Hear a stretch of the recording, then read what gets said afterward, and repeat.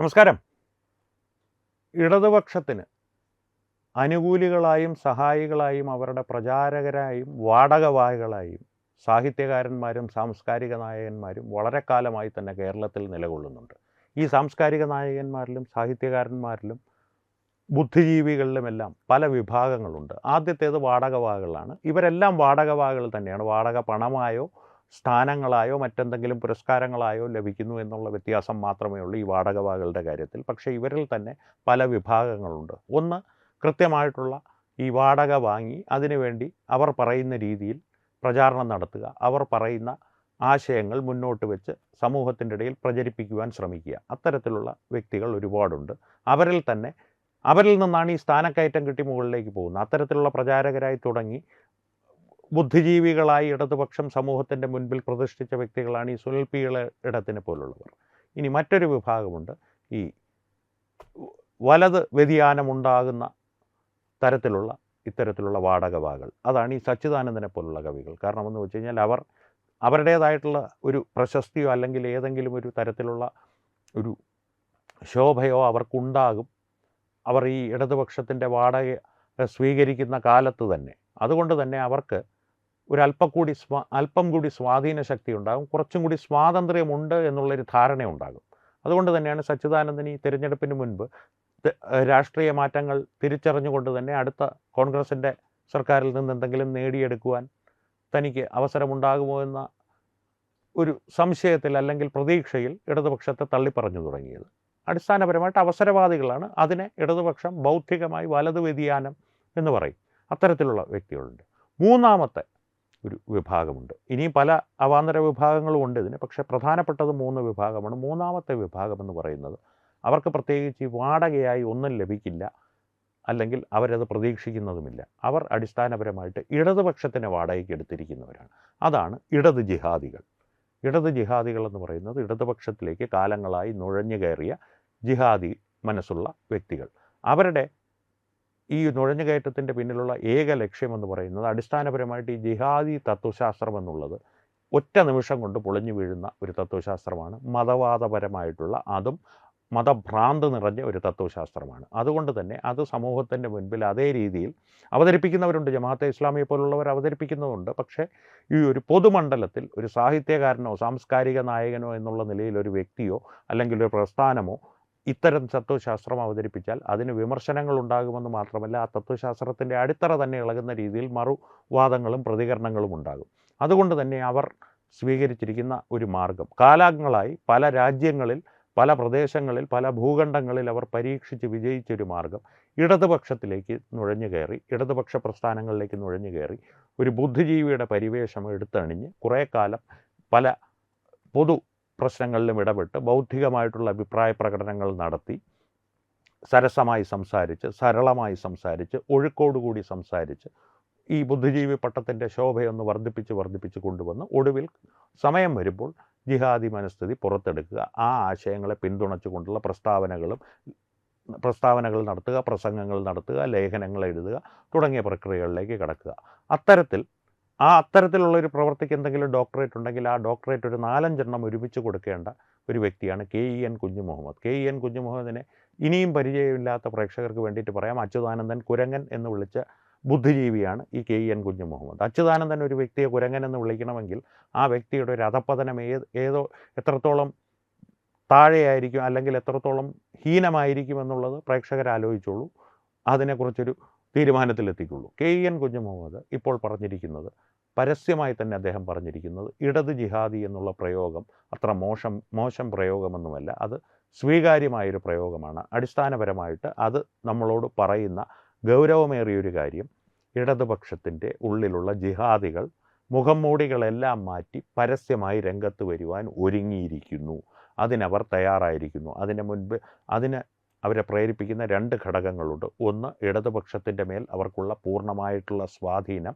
ചില ഇടതുപക്ഷത്തിൻ്റെ തലപ്പത്തിരിക്കുന്ന നേതാക്കൾ മറ്റ് നിവൃത്തി ഒന്നുമില്ലാതെ അറബി കല്യാണം മോഡലുള്ള കല്യാണം സ്വന്തം കുടുംബത്തിൽ നടത്തി ജിഹാദികൾക്കുള്ള സ്വാധീനം അത് ഊട്ടി ഉറപ്പിച്ചു കൊടുത്തിട്ടുണ്ട്. ആ സ്വാധീനത്തിൻ്റെ കാരണമാണ് ഇവരിപ്പോൾ മുഖം മൂടിയെല്ലാം മാറ്റി പുറത്തു വരുന്നത്.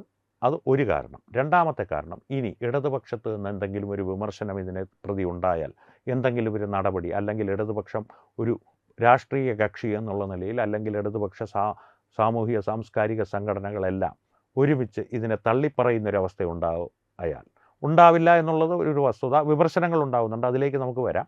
പക്ഷേ അത്തരത്തിലുള്ളൊരു സാഹചര്യം ഉണ്ടായാൽ എല്ലാവരും ഒരേ സ്വരത്തിൽ ഇടതുപക്ഷത്ത് നിന്ന് ഈ ഒരു ആശയത്തെ തള്ളിപ്പറഞ്ഞാൽ അവർക്കിപ്പോൾ പോകുവാൻ UDF വലിയ ഭൂരിപക്ഷത്തോടു കൂടി അധികാരത്തിലുണ്ട്. അവർക്ക് വലത് വ്യതിയാനം വരുവാൻ എളുപ്പമാണ്.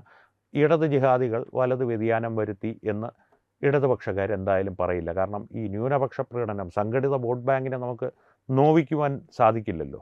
അങ്ങനെ നോവിച്ചാൽ അതിൻ്റെ ദോഷഫലങ്ങൾ തിരഞ്ഞെടുപ്പിൽ പ്രതിഫലിക്കുമല്ലോ എന്നുള്ള ഭയം അവർക്കുണ്ടാകും എന്ന് ഇവർക്ക് വ്യക്തമായിട്ടറിയാം. ഇടതുപക്ഷത്തിന് ഇപ്പോഴാണ് തിരിച്ചറിവ് ഉണ്ടാകുന്നത് എന്ന് മാത്രം. ഇനി വിമർശനങ്ങൾ ഉണ്ടാകുന്നെന്ന് ഞാൻ പറഞ്ഞല്ലോ. ഒരു പാർട്ടിയിലെ ഒരു വിഭാഗം, അത് വളരെ ഒരു എന്താ പറയുക, ന്യൂനപക്ഷമാണ്. ആ ന്യൂനപക്ഷം പക്ഷേ രൂക്ഷമായ ഭാഷയിൽ ഈ KEN കുഞ്ഞുമുഹമ്മദിൻ്റെ ഈ ഒരു ആശയത്തെ, അദ്ദേഹത്തിൻ്റെ ഈ ഒരു അഭിപ്രായ പ്രകടനത്തെ വിമർശിക്കുന്നുണ്ട്. കാരണം ഈ ജിഹാദിസം എന്നുള്ള ഒരാശയത്തെ ഒരു കാലത്തും അംഗീകരിക്കുവാൻ സാധിക്കില്ല എന്നുള്ള തരത്തിലുള്ള അഭിപ്രായ പ്രകടനങ്ങൾ പാർട്ടിക്കുള്ളിൽ നിന്ന് തന്നെ ഉയരുന്നുണ്ട്. പാർട്ടിയുമായി ബന്ധപ്പെട്ട സാംസ്കാരിക സംഘടനകളിൽ നിന്നും ഉയരുന്നുണ്ട്. പക്ഷേ ഇവരാരും നമ്മളോട് പറയാത്തൊരു കാര്യം, ഇപ്പോൾ ഈ വിമർശിക്കുന്ന വ്യക്തികളുണ്ടല്ലോ, മുൻപും പലപ്പോഴായി ഈ KEN കുഞ്ഞുമുഹമ്മദ് അദ്ദേഹത്തിൻ്റെ ജിഹാദി മനോഭാവം വെളിപ്പെടുത്തിയിട്ടുള്ളതാണ്. ഏറ്റവും സമീപകാലത്തുണ്ടായൊരു സംഭവം എന്ന് പറയുന്നത്, ടിപ്പു സുൽത്താൻ എന്ന വ്യക്തിയെ കണ്ടിരുന്നെങ്കിൽ ഞാൻ കെട്ടിപ്പിടിച്ചൊരു ഉമ്മ കൊടുത്തേനെ.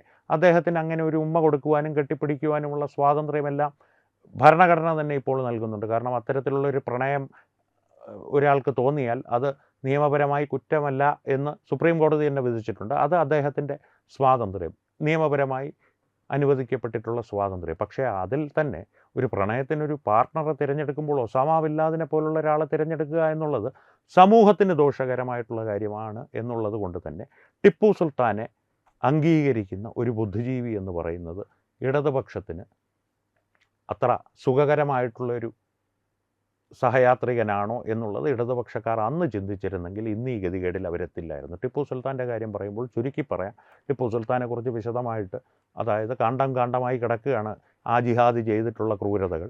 പക്ഷേ അദ്ദേഹത്തെക്കുറിച്ച് പറയുകയാണെങ്കിൽ ഈ ജിഹാദികളുടെ എല്ലാം മനസ്സിൽ മലപ്പുറത്തിൻ്റെ രാഷ്ട്രവാപ്പയാണ് ടിപ്പു സുൽത്താൻ. അങ്ങനെ എന്തെങ്കിലും ഒരു സ്ഥാനം നൽകി അദ്ദേഹത്തെ ആദരിക്കണമെന്ന് ആഗ്രഹിച്ച് നടക്കുന്നവരാണ് ടിപ്പു സുൽത്താൻ്റെ പട്ടാളത്തിൻ്റെ പടയോട്ടത്തിൽ സ്വത്വം നഷ്ടപ്പെട്ട് തല വെട്ടണ്ട തൊലി വെട്ടിക്കോളൂ എന്ന് കേണപേക്ഷിച്ച ആളുകളുടെ പിൻഗാമികൾ. ആ പിൻഗാമികളുടെ ഈ ഒരു ടിപ്പു സുൽത്താൻ ആദരവ് എന്നുള്ളത് അടിസ്ഥാനപരമായിട്ടൊരു ഗതികേടാണ്. കാരണം അവരുടെ സത്വമെല്ലാം ഭീരുക്കളായ പൂർവികർ നഷ്ടപ്പെടുത്തി. അതിലുള്ള ഒരു അപകർഷതാബോധം, അത്തരത്തിൽ ഭീരുക്കളായ പൂർവികർ ഉണ്ടായിപ്പോയതിൻ്റെ ഒരു അപകർഷതാബോധം, അതിന് പരിവർത്തനം സംഭവിച്ചാണ് ഇത്തരത്തിലുള്ള ടിപ്പു സുൽത്താൻ പ്രേമമായിട്ട് വരുന്നത്. ഒരു സ്റ്റോക്ക്ഹോം സിൻഡ്രത്തിൻ്റെ മറ്റൊരു പതിപ്പ്. സ്റ്റോക്ക്ഹോം സിൻഡ്രം എന്ന് പറയുന്നത് പ്രേക്ഷകർക്ക് അറിയാമെന്ന് കരുതുന്നു.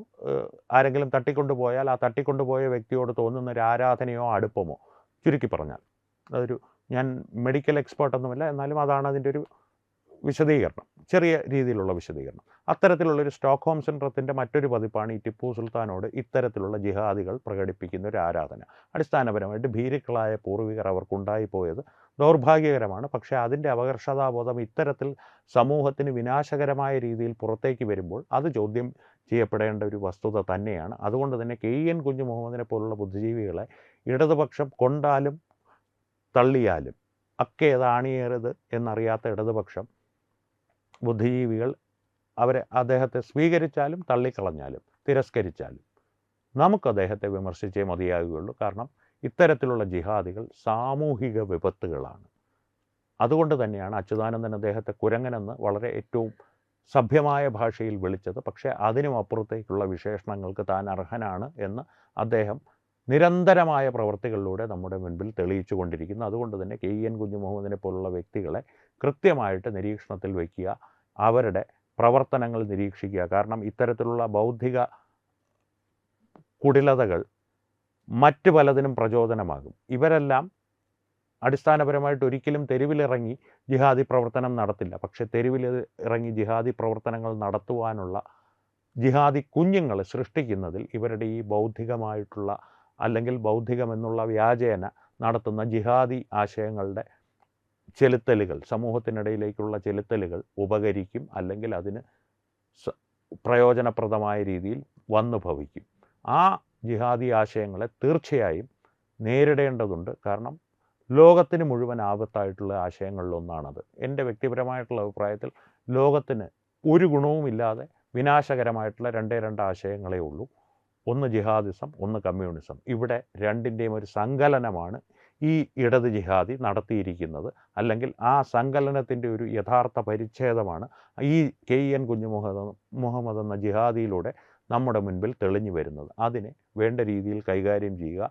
അതുകൊണ്ട് തന്നെ ഈ വിഷയത്തിൽ സംവാദങ്ങൾ തുടരട്ടെ. പ്രേക്ഷകരുടെ പ്രതികരണങ്ങൾ തീർച്ചയായും കമൻറ്റുകളിലൂടെ ഞങ്ങളുമായി പങ്കുവയ്ക്കുക. വീണ്ടും കാണാം. നന്ദി, നമസ്കാരം. HIV അണുബാധ സന്തോഷപൂർണമായ ഒരു ജീവിതത്തിന് തടസ്സമല്ല. HIV അണുബാധയ്ക്ക് ഫലപ്രദമായ ചികിത്സ ഇന്ന് ലഭ്യമാണ്. ഇതിന് യഥാസമയം അണുബാധ കണ്ടെത്തുന്നതും കാലേക്കൂട്ടി ചികിത്സ നടത്തേണ്ടതും അത്യാവശ്യമാണ്. സൗജന്യമായ ചികിത്സയും മാർഗനിർദ്ദേശങ്ങളും സർക്കാർ ആശുപത്രികളിലെ ART അഥവാ ഉഷസ് കേന്ദ്രങ്ങളിൽ ലഭ്യമാണ്. ആരോഗ്യ സംരക്ഷണം ഓരോരുത്തരുടെയും ഉത്തരവാദിത്തമാണ്.